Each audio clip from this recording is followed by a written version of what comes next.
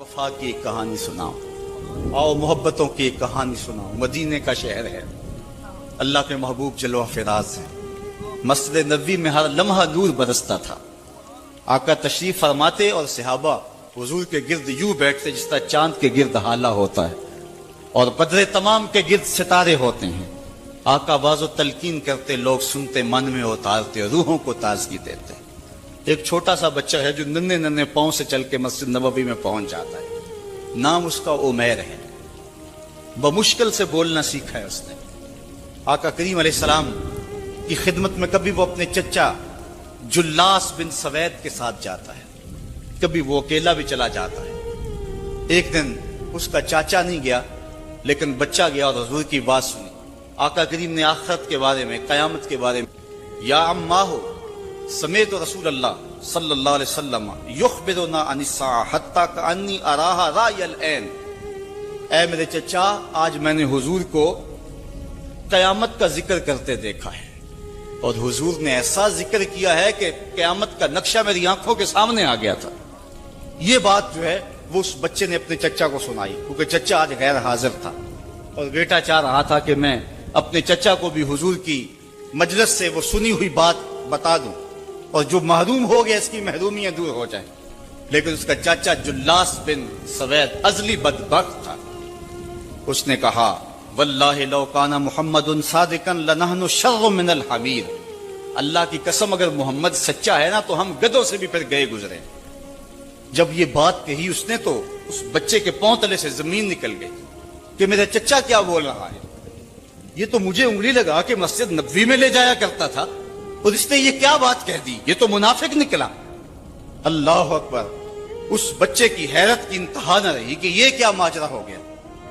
اس بچے نے جو لفظ کہا اب سنیے، اس نے کہا یا امی، اے میرے چچا، واللہ انکا کنت من احب الناس لا قلبی، اللہ کی قسم میرے دل کو سب سے اچھا اگر کوئی لگتا تھا بندہ تو وہ تو تھا۔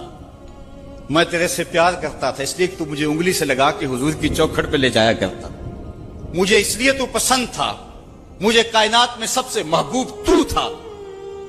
واللہ لقد اصبحت الان ابغضهم الى قلبی جمیعا، اور اب میری حالت یہ ہے جتنا برا تو لگتا ہے واللہ مجھے کوئی بھی نہیں لگتا۔ یا عمی انا بین الاثنتین، ہمارے ماں باپ قربان اس بچے میں۔ حضرت عمیر بن سعد رضی اللہ تعالیٰ عنہ کہتا یا عمی، اے میرے چچا، واللہ انکا کنت من احب الناس الى قلبی، اس زمانے میں سب سے پیارا مجھے تو لگتا تھا۔ واللہ لقد اصبحت الان ابغضهم الى قلبی جمیعا، اور آج سب سے زیادہ مجھے برا تو لگتا ہے۔ آگے لفظ سنیے بچے کے، یا عمی انا بین الاثنتین، چچا جی اب میں ایسے دو راہے پہ کھڑا ہو گیا ہوں، دو راستے جاتے ہیں۔ ایک راستہ تو میرے لیے یہ ہے، اما ان اخون اللہ و رسولہ فلا اخبر الرسول، ایک راستہ تو یہ ہے کہ میں اللہ اور اس کے رسول سے خیانت کروں اور جو تیری بات ہے وہ رسول اللہ کو نہ بتاؤں۔ ایک تو یہ راستہ ہے کہ میں حضور سے خیانت کروں، اللہ سے بھی خیانت کروں، اور جو تو نے کہا ہے، جو تو نے بدتمیزی کی ہے، میں وہ بات حضور کو نہ بتاؤں۔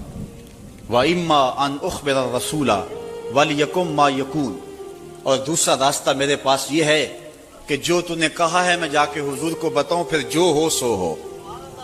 بس اب میرے پاس دو ہی راستے ہیں۔ فقال جلاس بن سوید، اس کے چچا جلاس بن سوید نے کہا انت طفل غر لا يصدقك الناس فقل ما شئت، تو ناز سمجھ سا بچہ ہے، چھوٹا سا بچہ ہے، تیری بات کس نے ماننی ہے، جا جو جی چاہتا ہے کہہ لے۔ وہ بچہ اٹھا اور حضور کی مجلس میں پہنچ گیا، حضور کی چوکھٹ پہ حاضر ہوا، اور وہ بچہ کیا کہتا ہے، صاحبو ان کانوں سے نہیں، ان جملوں کو دل کے کانوں سے سننا ہے، اور اس دعا کے ساتھ اللہ ہماری نسل کو بھی حضور کا ایسا پیار دے، حضور کی محبتیں دے۔ وہ کیا کہتا ہے، یا رسول اللہ صلی اللہ علیہ وسلم الجلاس بن سوید خان اللہ و رسولہ، حضور جلاس بن سوید نے اللہ اور اس کے رسول سے خیانت کی ہے، وَهُوَ عَمِّي، اور میرا چچا لگتا ہے۔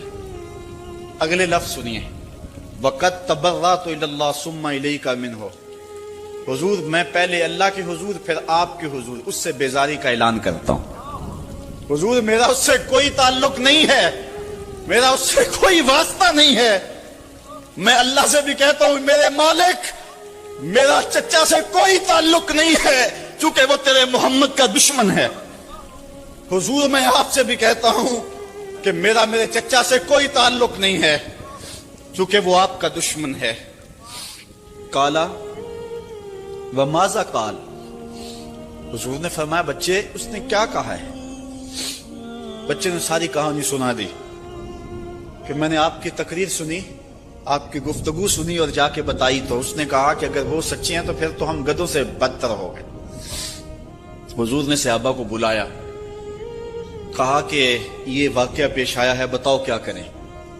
صحابہ نے عرض کی ھذا طفل صغیر لا تصدقه فهو لا یعی ما یقول والجلاس بن سوید یصلی معنا وهو شیخ کبیر وعاقل، حضور یہ بچہ چھوٹا ہے، کم عقل ہے، کم سمجھ ہے، یہ تو اپنی بات بھی نہیں صحیح طرح سمجھ سکتا، جو کہتا ہے تو وہ بھی نہیں جانتا، اور جلاس بن سوید بڑی عمر کا آدمی ہے، ہمارے ساتھ نمازیں پڑھتا ہے اور عاقل شخص، تو آپ اس بچے کی بات کی پرواہ نہ کیجیے اور اس کی خبر کی تصدیق نہ کیجیے۔ ادھر جلاس بن سوید کو جب پتہ چلا تو اس نے بھی قسمیں کھانی شروع کر دی کہ میں نے تو کوئی بات کہی نہیں ہے، ایک چھوٹے سے بچے نے جا کے ویسے ہی بات کر دی۔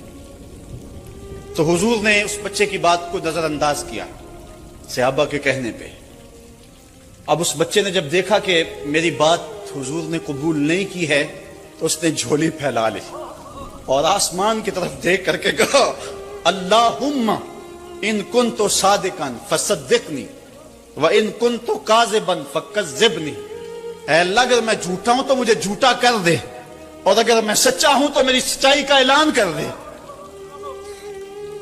یہ بچے نے جب بات کی تو ابھی اس نے منہ پہ دعا مانگ کے ہاتھ نہیں پھیرے تھے کہ جبریل آ گئے، اور سورہ توبہ کی آیت نازل ہوئی یحلفون باللہ ما قالوا وَلَقَدْ قَالُوا كَلِمَةَ الْكُفْرِ وَكَفَرُوا بَعْدَ اسلامہم، یہ قسمیں کھاتے ہیں کہ ہم نے یہ بات نہیں کی ہے۔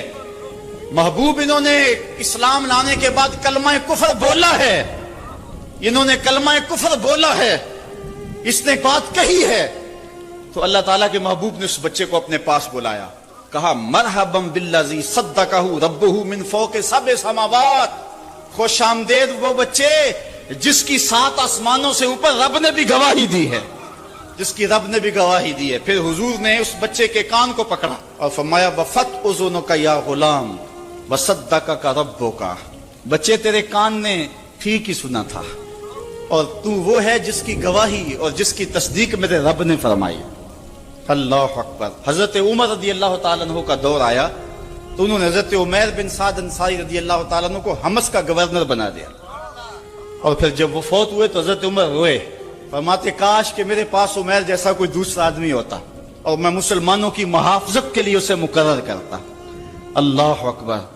تو حضور علیہ السلام کی محبت اور حضور کے ساتھ وفا کا یہ رشتہ اور یہ تعلق اور یہ گہرا ربط اللہ تعالیٰ کی محبت کا بندے کو مستحق کرتا ہے۔ اللہ نے بھری بزم کے اندر اس بچے کو عمیر بن سعد رضی اللہ تعالیٰ عنہ کو جھوٹا نہیں ہونے دیا۔ تو اقبال کہتا ہے کی محمد سے وفا تو نے تو ہم تیرے ہیں، یہ جہاں چیز ہے کیا لوح و قلم تیرے ہیں۔ کسی امیر شخص کا نام ہے کیا بدن کے اوپر پیوند لگے عراقی فہرست میں آتے تھے؟ ہمیں تو وہ کہانی بھی اسلام کی غربت کی یاد آتی ہے کہ جب احد کے اندر 70 شہیدوں کے لاشیں پڑے ہوئے ہیں تو حضرت صفیہ حضور کی پھپھی اپنے بھائی حمزہ کے لیے 2 چادریں لے کر کے کفن کی آتی ہے، تو حضور علیہ السلام نے فرمایا کہ جس قبر میں حمزہ کو دفن کیا جائے اسی قبر میں مصعب بن عمیر کو بھی کفن دیا جائے اور دفن کیا جائے، اور کہا میرے چچا کے لیے اس کی جو بہن میری پھپھو جو 2 چادریں لے آئی ہے کہا ایک چادر ہم مصعب بن عمیر کو دیں گے۔ یہ مصعب بن عمیر کون ہے؟ تاریخ پڑھو، کتنی دل آویز تاریخ ہے۔ مکے میں ایک امیر ترین خاتون ہے جس کے بیٹے کا نام مصعب ہے، اور وہ اپنے بیٹے کو اتنا خوبصورت لباس پہناتی ہے اور اتنے خوبصورت خوشبو اور عطر اس کو لگاتی ہے کہ مصعب بن عمیر جن گلیوں سے گزرتے تھے دیر تک وہ گلیاں مہکتی رہتی تھی۔ لوگ کہتے تھے یہاں سے مصعب گزر کے گیا ہوگا اس لیے یہ گلیاں مہک رہی ہیں۔ اچھا، پھر مصعب پہ نظر پڑتی ہے میرے محمد عربی کی، تو مصعب بن عمیر حضور کی زلفوں کا اسیر ہو جاتا ہے۔ ماں کافرہ ہے، جب پتہ چلتا ہے تو اس کا لباس بھی چھین لیتی ہے، سہولتیں اور آسودگیاں بھی واپس لے لیتی ہے۔ پھر وہ وقت بھی آیا کہ مصعب بن عمیر حبشہ کی جانب ہجرت کر جاتے ہیں۔ مکے کے حالات کچھ تھوڑے سے خوشگوار نظر آئے تو وہ حبشہ سے واپس مکے جب پلٹے تو ان کے بدن پہ جو چادر تھی وہ جگہ جگہ سے پٹی ہوئی تھی۔ میرے آقا کریم علیہ السلام نے دیکھا تو حضور کی آنکھوں میں آنسو ٹپکنے لگے۔ کہا یہ وہی مصعب ہے جو اتنا خوش پوش نوجوان تھا کہ میں نے پورے مکے میں اس سے خوبصورت لباس پہننے والا کوئی دوسرا شخص نہیں دیکھا، اور آج میرے مصعب کو پہننے کے لیے جو چادر میسر ہے وہ بھی جگہ جگہ سے پٹی ہوئی ہے۔ یہ اسلام کی غربت کی کہانی ہے، اور آج احد میں یہی مصعب بن عمیر شہید ہو جاتے ہیں اور ان کے لیے کفن بھی دستیاب نہیں ہے۔ حضور نے کہا جو میرے چچا کے لیے 2 چادریں لائی ہیں ان میں سے ایک کا کفن مصعب کو دے دو نا، اور دوسری چادر سے کفن میرے چچا کو دے دیا جائے۔ اچھا، حضرت مصعب کے لیے بڑی چادر رکھ دی گئی، اور حضرت امیر حمزہ کے لیے جو چادر تھی وہ چھوٹی تھی، اگر سر ڈھانپتے تھے تو پاؤں ننگے ہو جاتے، اگر پاؤں ڈھانپتے تھے تو سر ننگا ہو جاتا۔ حضور نے فرمایا میرے چچا کا سر ڈھانپ دو اور پاؤں کے اوپر اذخر نامی گھاس ڈال دو۔ میں یہ اسلام کی غربت کی کہانی تمہیں سنا رہا ہوں، جب میرے رسول کے چچا کے لیے پورے کفن کا ٹکڑا بھی دستیاب نہیں تھا، اسلام اس وقت بھی عزت پا گیا تھا، اسلام اس وقت بھی ذلیل نہیں تھا، اسلام اس وقت بھی سربلند تھا، اور اسلام اس وقت بھی عزتوں کی مسند پہ تھا۔ یہ اسلام کا وہ دور ہے کہ جب حضور مسجد نبوی سے باہر نکلتے ہیں تو آگے حضرت عمر و ابو بکر رضی اللہ تعالی عنہما کھڑے ہیں، چہرے کے اوپر عجیب اداسی ہے۔ کہا عمر، ابو بکر اس وقت کیوں کھڑے ہو؟ عرض کی حضور بھوک نے گھر میں ٹکنے نہیں دیا، ہم نے چاہا حضور کا چہرہ دیکھ لیں تو کچھ پیاس بجھ جائے، کچھ بھوک مٹ جائے۔ حضور نے فرمایا میرا حال بھی یہی ہے، جس چیز نے تجھے گھروں سے نکالا ہے وہی چیز مجھے گھر سے نکال لائی ہے۔ چلتے ہوئے حضرت ابو ایوب انصاری کے گھر کے قریب سے گزرے،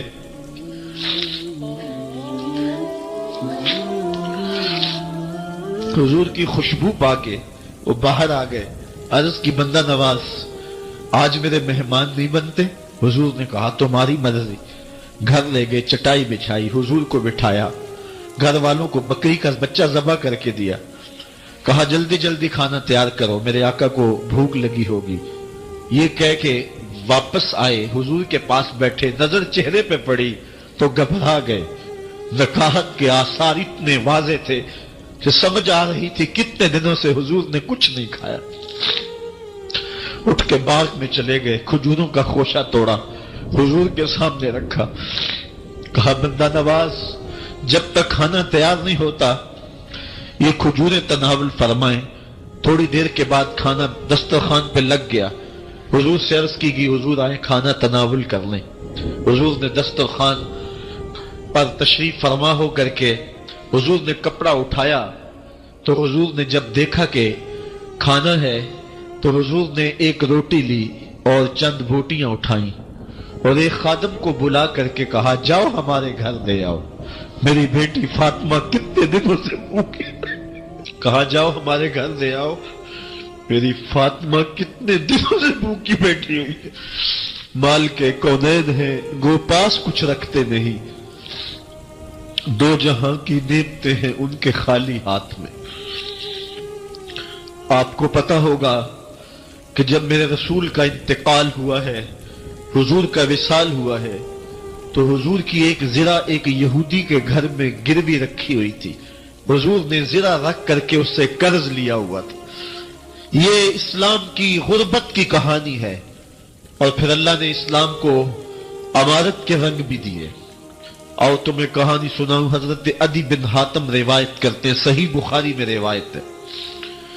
یہ حاتم تائی کے بیٹے ہیں. کہتے ہیں میں حضور کی خدمت میں حاضر ہوا.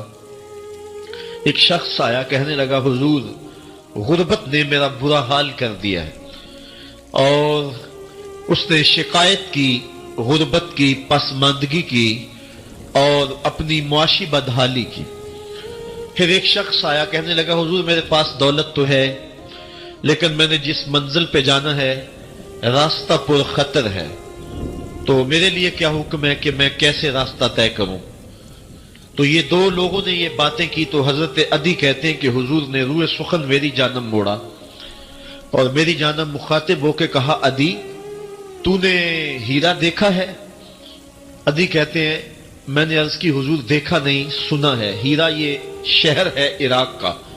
تو حضور نے فرمایا عدی تو نے ہیرا دیکھا ہے؟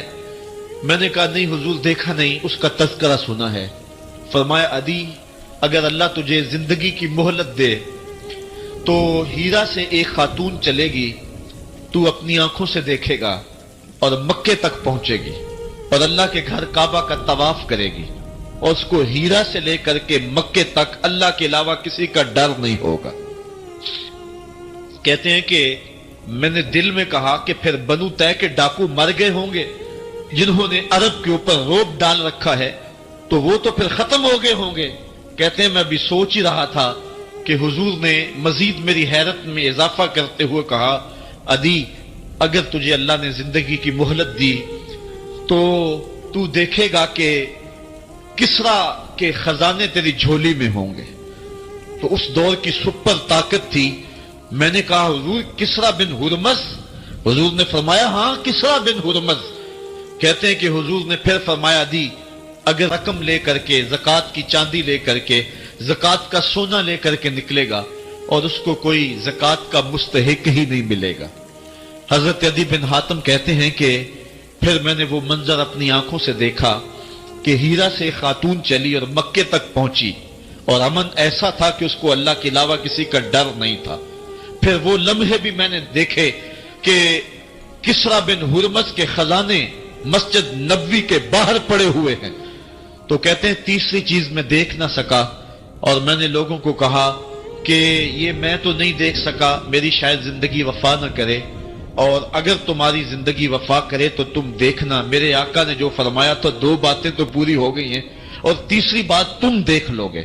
حضرت یحییٰ بن سعید فرماتے ہیں کہ حضرت عمر بن عبدالعزیز کا زمانہ تھا اور انہوں نے مجھے افریقہ کی جانب زکوٰۃ وصول کرنے کے لیے بھیجا. میں وہاں سے زکوٰۃ وصول کی اور پھر میں زکوٰۃ لینے والے مستحقین کو ڈھونڈنے لگا. تو کہتے مجھے کوئی مستحق نہ ملا. پھر میں غلام پکڑتا اور اس کے پیسے دے کے اس کو آزاد کرواتا چلا جاتا. حضرت عمر بن عبدالعزیز کا زمانہ ہے کہ گورنر ہے عراق کا. وہ حضرت عمر بن عبدالعزیز کو لکھتا ہے کہ اتنی رقم ہے اس کا کیا کرنا ہے.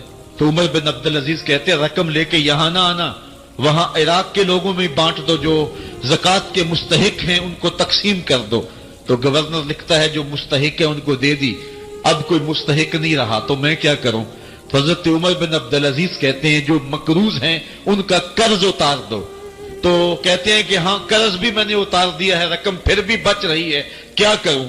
تو حضرت عمر بن عبدالعزیز نے پھر لکھا جو شخص شادی کرنا چاہتے ہیں ان کا حق مہر ادا کر دو.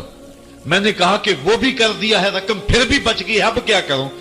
تو حضرت عمر بن عبدالعزیز نے مجھے لکھا کہ جو غیر مسلم ہیں جنہوں نے ٹیکس دیا ہوا ہے، جتنا ٹیکس دیا ہے اس سے دگنے پیسے ان کو قرضے میں دے دو اور ان کو کہو جاؤ اس کا کاروبار کرو، کھیتی باڑی کرو، اور ساتھ انہیں یہ بھی کہہ دینا قرض کی فکر نہ کرنا اور زیادہ اس میں پریشان نہ ہونا، جب دے سکو گے دے دینا.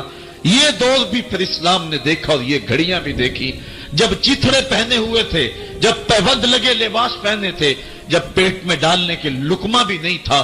اللہ کا دین اس وقت بھی غالب تھا اور جب گلیوں کے اندر ریشم بکھرا ہوا ہوتا تھا کوئی اٹھانے والا نہیں تھا، دین اس وقت بھی غالب تھا۔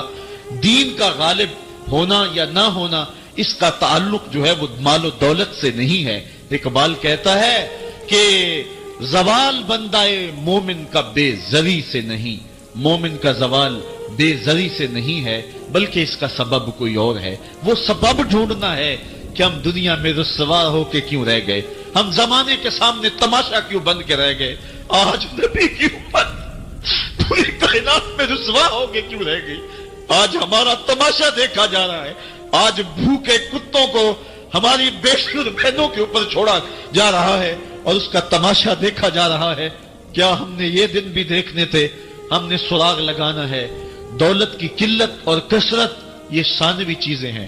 ہم نے تاریخ میں دیکھا ہے ہم کبھی مالی طور پہ کمزور تھے، رسوا نہیں ہوئے۔ اور ایک روایت حضرت سلیمان بن سرد رضی اللہ تعالی عنہ سے مروی ہے، کہتے ہیں کنت جالسا مع النبی صلی اللہ علیہ وآلہ وسلم، میں حضور علیہ السلام کی مجلس میں بیٹھا ہوا تھا، دو لوگ تھے وہ آپس میں الجھ رہے تھے، ان میں سے ایک شخص کا چہرہ غصے سے سرخ ہو گیا، رگیں پھولی ہوئی تھی اور ایک دوسرے کے لیے سب و شتم کا ماحول پیدا ہو گیا تھا۔ اللہ کے رسول صلی اللہ علیہ وآلہ وسلم نے ارشاد فرمایا میں ایسا کلمہ جانتا ہوں کہ اگر یہ کلمہ پڑھ لیں تو ان کا یہ غصہ زائل ہو جائے گا، ان کی جو کیفیت ختم ہو جائے گی، اور وہ کیا ہے؟ اعوذ باللہ من الشیطان الرجیم، یہ پڑھ لیں تو جو ان کے اندر ہے وہ چلا جائے گا۔ تو لوگوں نے اس شخص کو کہا جس کی رگیں پھولی ہوئی تھی اور غصے سے اس کا چہرہ سرخ ہوا جا رہا تھا کہ تعوذ پڑھو، اعوذ باللہ من الشیطان الرجیم پڑھو۔ اور یہ اللہ تعالیٰ نے قرآن مجید میں ارشاد فرمایا ہے کہ جب غصے سے انسان بے قابو ہو جائے تو اس کو چاہیے کہ وہ اپنے غصے سے باہر نکلنے کے لیے تعوذ پڑھے۔ ایک روایت میں ہے اللہ کے محبوب نے ارشاد فرمایا تم میں سے اگر کوئی شخص غصے میں آئے تو وہ خاموش ہو جائے، تو خاموشی سے غصے کا لیول نیچے آنا شروع ہو جائے گا۔ اور ایک روایت میں ارشاد فرمایا جب تم میں سے کوئی شخص غصے میں ہو تو وہ کھڑا ہوا ہو تو وہ بیٹھ جائے، اور اگر اس کا غصہ اس سے زائل ہو گیا تو ٹھیک، ورنہ لیٹ جائے۔ یعنی اگر وہ کھڑا ہو تو بیٹھ جائے، اور اگر بیٹھنے کے باوجود بھی غصہ ختم نہیں ہونے پا رہا تو لیٹ جائے، خاموش ہو جائے، تعوذ پڑھے اور بیٹھ جائے یا پھر لیٹ جائے۔ تو یہ چار صورتیں غصے کو کم کر دیتے ہیں۔ تو غصے کو نافذ کرنے کی بجائے کوشش کرنی چاہیے کہ غصہ جو ہے وہ فروغ ہو جائے، چونکہ غصے میں انسان ایسے امور کر لیتا ہے کہ بعد میں اس کو سخت پچھتاوا ہوتا ہے۔ تو ایک شخص نے حضور سے کہا کہ حضور مجھے کوئی وصیت کیجئے۔ حضور نے اسے ارشاد فرمایا کہ تو غصہ نہ کیا کر۔ اس نے پھر کہا مجھے وصیت کیجئے، تو آقا کریم نے پھر فرمایا غصہ نہ کیجئے۔ اس نے پھر کہا، یہ بات ایک بار نہیں، اس نے کئی بار حضور سے پوچھی۔ وہ کوئی اور وصیت طلب کرنا چاہ رہا تھا کہ یہ تو ٹھیک ہے، کچھ اور وصیت بھی کیجئے۔ اس سے ایک تو اس شخص کی ذاتی صورتحال ایسی ہوگی، اور دوسری یہ ہے کہ اس نصیحت کی اہمیت کے پیش نظر کہ غصہ جب انسان کو آتا ہے تو وہ مغلوب ہو جاتا ہے اور بہت غلط فیصلے کر بیٹھتا ہے، اس لیے بار بار ایک نصیحت پر تاکید کرنا اور اس کا تکرار کرنا اس امر کی طرف توجہ دلاتا ہے کہ ہمیں معاملات کے اندر بہت معتدل رہنے کی ضرورت ہوتی ہے۔ جو شخص غصے کو نافذ کرنے کی طاقت رکھتا ہے، ایک تو ہوتا ہے کہ بندہ غصے سے خود اپنے آپ کو بے چین کرے گا، لیکن اپنے غصے کو نافذ نہیں کر سکتا، غصہ نکال نہیں سکتا، خود پیچ و تاب کھائے گا۔ لیکن یہ وہ شخص ہے جو غصے کو نافذ کر سکتا تھا، اس کے پاس طاقت تھی، لیکن اس نے اس کے باوجود غصے کو ضبط کیا۔ حضور علیہ السلام نے ارشاد فرمایا قیامت کے دن اللہ تعالیٰ لوگوں کے سامنے اسے بلائے گا، تو اللہ تعالیٰ اسے اختیار دے گا کہ جنت کی حوروں میں سے جس کے ساتھ تم نکاح کرنا چاہتے ہو، جس کے ساتھ تم رہنا چاہتے ہو، تمہیں اس کا اختیار دیا گیا ہے، اس لیے کہ تم نے اپنے غصے کو ضبط کیا، اس کو نافذ کرنے کی طاقت کے یہ بھی ہوتا ہے کہ کسی کو کسی عمل خیر کی توفیق ہو جاتی ہے تو وہ اس پر اللہ کا شکر کرنے کی بجائے دوسرے لوگوں کی نظر سے دیکھنا شروع کر دیتا ہے۔ بعض اوقات کسی کو نماز پڑھنے کی توفیق مل گئی تو وہ بے نمازیوں کو حقارت کی نظر سے دیکھنا شروع کر دیتا ہے، تو یہ اس کے عمل کا عجب اس کے عمل کو برباد کر دیتا ہے۔ اگر اللہ نے آپ کو خیر کی توفیق عطا کی تو آپ ان لوگوں کو خیر کی طرف لانے کی کوشش میں لگ جائیں جو خیر کی راہ پہ نہیں ہیں۔ بے نمازیوں کو نماز کا عادی بنانے کے لیے آپ کی جد و جہد شروع ہو جانی چاہیے کہ یہ خیر مجھے نصیب ہوا تو اس کو بھی نصیب ہو جائے، نہ یہ کہ آپ کسی کو حقارت کی نظر سے دیکھیں اور خود پسندی کے مرض میں مبتلا ہو جائیں کہ دیکھو میں نمازی ہوں اور میرے پاس یہ ہے اور فلاں کے پاس یہ نہیں ہے۔ تو اس پر اللہ کا شکر ادا ضرور کیجئے کہ اللہ نے مجھے توفیق عطا کی، لیکن کسی کو حقیر جاننے کی بجائے اس کو خیر کی راہ پہ لانے کی کوشش کریں۔ تو یہ آپ کے صالح اعمال کی قبولیت کا ذریعہ بن جائے گا، نہیں تو اگر ریا شامل ہو گئی تو عمل برباد، اگر تکبر آ گیا تو اللہ کو تو پسند ہی نہیں، اگر عجب پیدا ہو گیا تو عمل کا نتیجہ آپ کو نصیب بھی نہیں ہو سکے گا۔ اس لیے عمل خالص ہو، صرف رضائے الہی کے لیے ہو، وہ عمل مرد نے کیا ہے یا عورت نے کیا ہے اس سے غرض نہیں ہے، شرط ہے کہ ایمان کے ساتھ اس نے صالح اعمال کا ذخیرہ جمع کیا ہے تو اس کو اللہ تعالیٰ جل شانہ ستھری، پاکیزہ، مطمئن اور خوبصورت زندگی عطا کرتا۔ اب وہ خوبصورت زندگی حیات طیبہ کیا ہے تو سنیے، حضرت سعید بن جبیر رضی اللہ تعالیٰ عنہ فرماتے ہیں کہ حیات طیبہ سے مراد الرزق الحلال ہے۔ اللہ جل شانہ جس کو پاکیزہ اور ستھری زندگی عطا کرتا ہے اس کو رزق حلال عطا کرتا ہے۔ حلال رزق کا نصیب ہو جانا ایک خوبصورت زندگی کا نصیب ہو جانا ہے، کیونکہ حلال میں طمانیت رکھی گئی ہے۔ ایک شخص جتنا بھی حرام رزق اکٹھا کر لے اس کو اس سے طمانیت باطن، سرور باطن نصیب نہیں ہو سکتا، اس کے اندر اطمینان اور قرار نہیں آ سکتا، کیونکہ حرام میں یہ ہے ہی نہیں۔ تو حلال تھوڑا بھی مل جائے لیکن ہو حلال، وہ باطن کی طمانیت کا سبب ہے، اندر کی روشنی کا ذریعہ ہے، اور ایک سرشار، مطمئن، خوبصورت اور خوشگوار زندگی کی ضمانت ہوتی ہے رزق حلال۔ اللہ ہم سب کو اپنی جناب سے رزق حلال ہی نصیب کرے، اور اگر ہم سچے دل سے یہ عہد کر لیتے ہیں کہ اللہ ساری زندگی تو ہمیں رزق حلال ہی دینا اور ہم بھی ساری زندگی حرام کے ایک لقمے سے بھی اپنے آپ کو محفوظ کریں گے، اللہ آپ کے لیے حلال کے راستے کشادہ کر دے۔